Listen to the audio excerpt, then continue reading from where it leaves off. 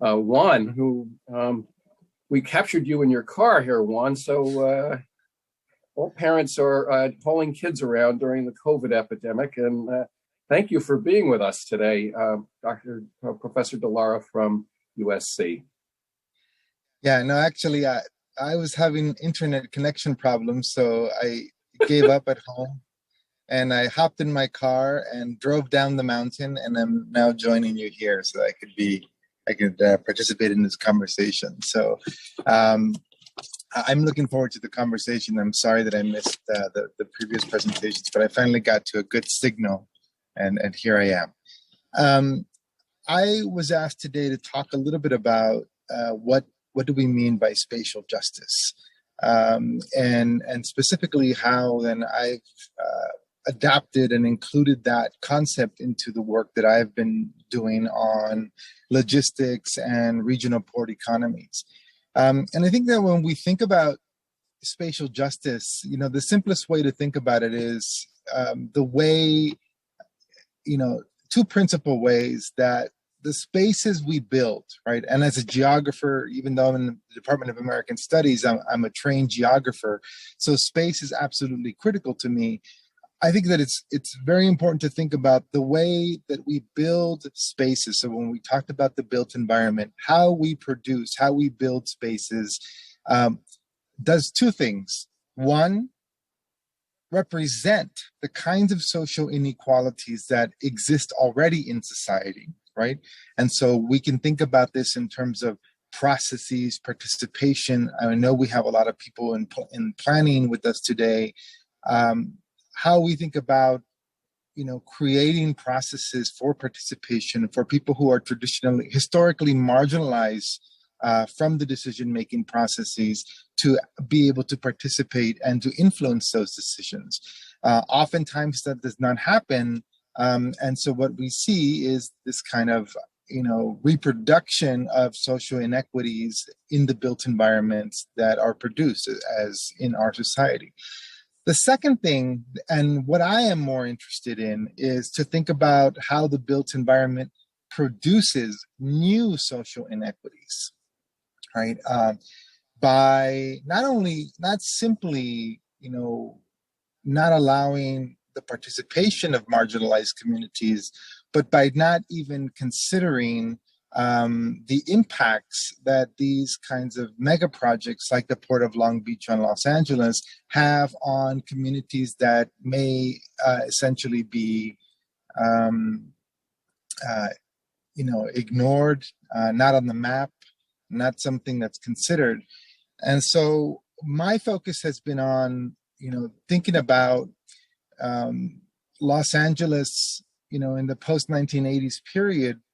And I say Los Angeles, I'm really talking about both the ports of Long Beach and Los Angeles, focused a lot of energy and a lot of capital on building a kind of regional transportation infrastructure that would enable Southern California to become the largest port in the United States, surpassing the East Coast, ports of Newark, New Jersey, surpassing places like Oakland and Seattle, etc.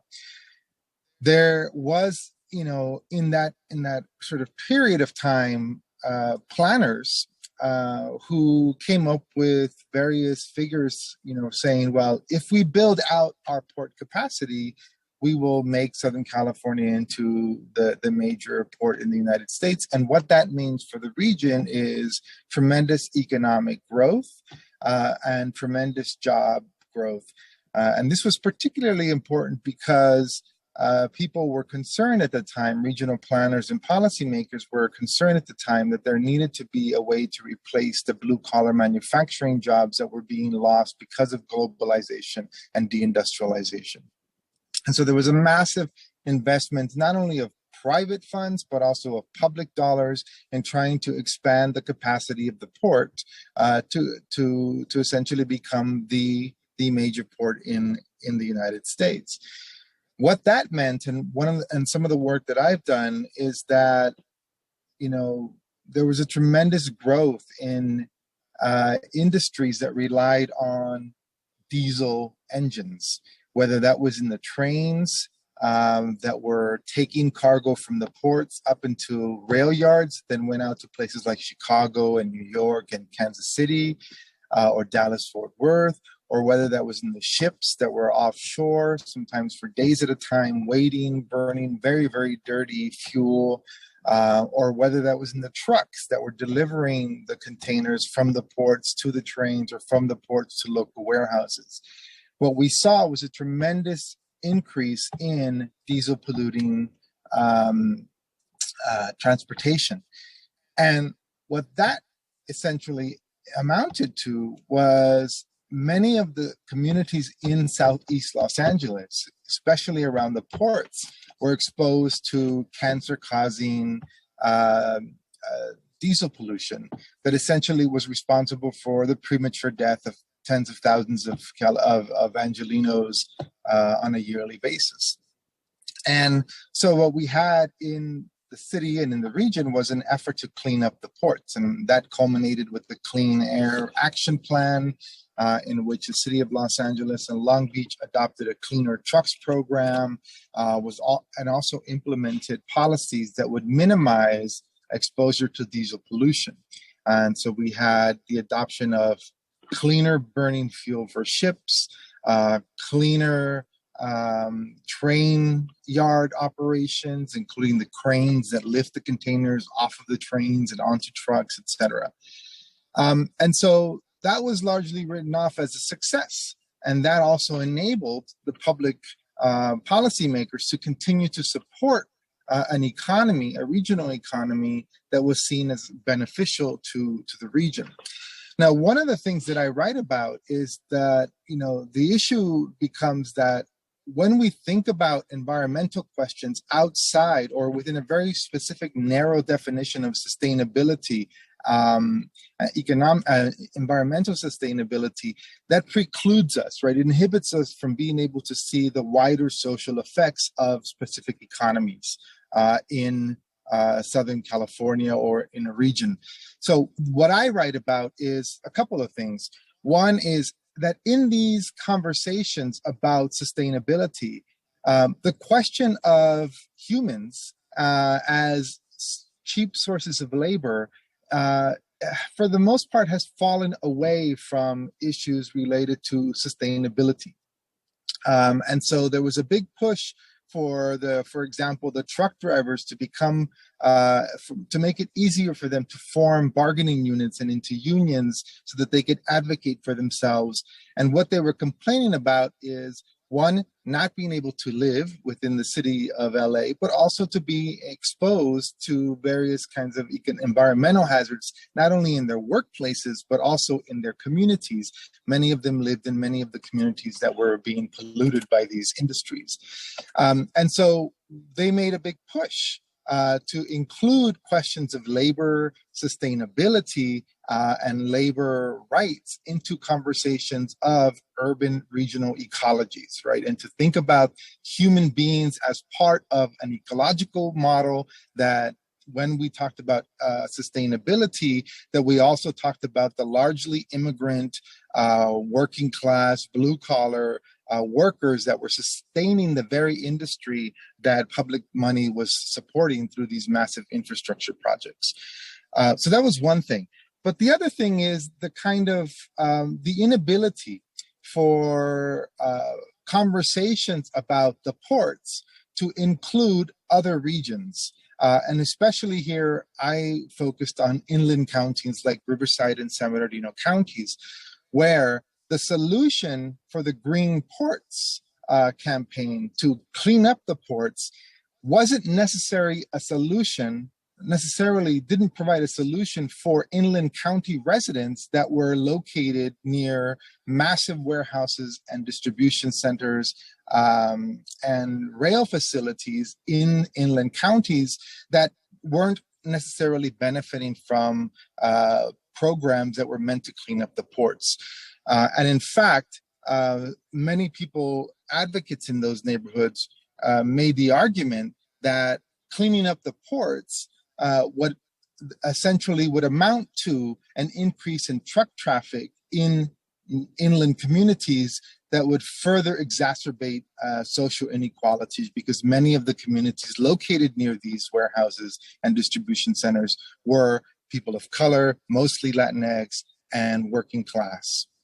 And so I think one of the issues that I spend a lot of time writing about is essentially thinking about how massive infrastructure projects and the kinds of metrics that are used to measure success need to be more clear about, one, how they are producing new kinds of social inequities, but also how they are representing or reproducing existing social inequities.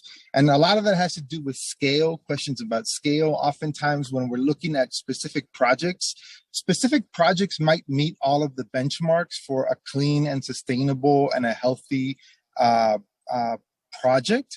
But if they're not taken into consideration, and here's where the issues of spatial justice come into play, if they're not taken into consideration in a larger context, right, that oftentimes issues of social equity, issues of social justice do not get addressed, because the metrics that are used for site-specific projects do not often include larger issues about society and social inequities. So I'll end there, and maybe we'll have a great conversation. Thank you. Juan, thank you so much. And I can't imagine being able to give such a lucid talk from the driver's seat of my car. I mean, that really is very thoughtful. Through the 90s, and you all remember the demonstrations in Seattle over the trade agreements. And we were told repeatedly that free trade will make life better for absolutely everyone, because by doing this, everybody will get products that are less and less expensive, and it will be good for everyone.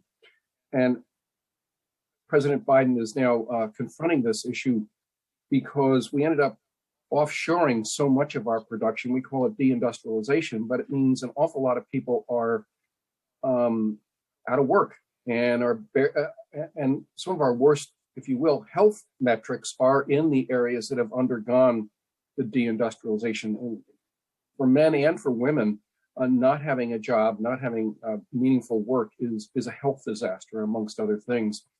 But I was struck as you were talking by the challenge of, if we take our lens and we only look at the port of LA, and yes, we ought to be, if the ship is there, it ought to be using electricity from onshore electrical sources and not be burning bunker fuel. At one point, about 20 to 30% of the air pollution in Los Angeles was due to the ships. Right this minute, I think there are about 100 ships waiting to get into the port of LA, Long Beach. So, and yet the people that are bearing the brunt of this, the people in the so-called Inland Empire, Riverside, its county, et cetera, San Bernardino, have the worst air pollution in our state and some of the worst air pollution in the country. The people in Boyle Heights have heavy trucks going through and running over street corners in neighborhoods where children are playing. And yet we think that this opening up of global trade is going to make things better, but in many ways it has really undermined the quality of life in many parts of Los Angeles. By the way, what I've just said would upset a great number of people, but it is a policy issue. I don't know. The last thing I want to say is, when you fly into, everybody on the line here has probably flown into Los Angeles International Airport, LAX. And as you come into the glide path, you look down and there is mile after mile after mile of warehouses, as far as you can see. By the way, not a single one of them has a solar panel on the top, which is always kind of shocking to me. And, but I have some thoughts, but how can we pull the lens back so we get a wide angle view about what we're actually doing here? But that's a big challenge for you. But you have any thoughts on that? Yeah, I think, one of the things that I focused on is, what do we mean by just sustainability?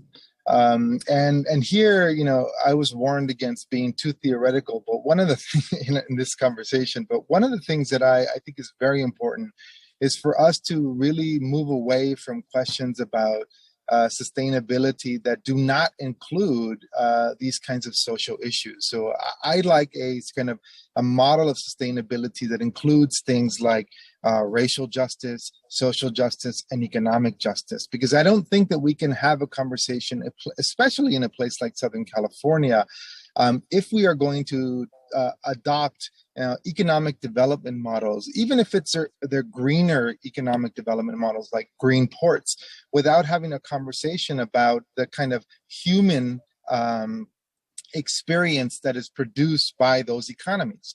And so exactly right, as you were saying, right? You know, when we think about you're flying into LAX, you're flying over places like Wilmington, places like Lenox with major oil refineries, and other sources of pollution that are major environmental hotspots because of the kinds of industries that have been produced in those areas. And so we need to think about, you know, not just, again, project-specific metrics, but thinking about a more holistic way that we include what kind of space is being produced, what kinds of spaces are being produced, not just by this particular project, but by this project in addition to the kind of economic development model that the city or the region or the county has adopted. So I think one of the things is to think about things like, okay, do people actually have the kinds of resources that are necessary in order to seek the kinds of preventative health care that they are required in order to monitor these things, these kinds of health conditions? We know, for example, the struggle for environmental justice in a place like Southeast Los Angeles, or even in places like the Inland Empire, a lot of it has been about trying to convince policymakers that the metrics that are being used and the data that is being collected is not appropriate to scale, meaning we do not have enough, sensors and data collection points that looks at kind of micro economies and micro ecologies to see how individual neighborhoods are being impacted by these large regional policies. Oftentimes when we think about regional policies, regional development, the metrics that are used are at a regional scale. And simply put, those kinds of regional metrics do not scale down to look at how social inequity is reproduced on the ground at the kind of neighborhood level. And we need to be able to think about it as planners, as policymakers in that context. So we have spent a lot of time trying to convince folks. One, you mentioned, okay, the Inland Empire having the most polluted air. That fact is known. You were able to say that because communities have fought and have pushed regulators to be able to collect data in those neighborhoods, because it was only until very recently that we were able to push regulators to put sensors in those neighborhoods to be able to measure that output. And so that kind of issue has to be at the forefront, right? What are we measuring? What is the scale of measurement, and how do these massive regional projects then influence these kinds of micro ecologies at the neighborhood level? And in Southern California, we know that we live in an incredibly segregated, not only by race, but by economy landscape, and that the way that these major projects and economies influence people's everyday lives is completely based on their location in that kind of spatial stratification of society. And Juan, when I was young, I didn't realize that decisions to measure and what you measure is a political decision as much as it is much more than a scientific one.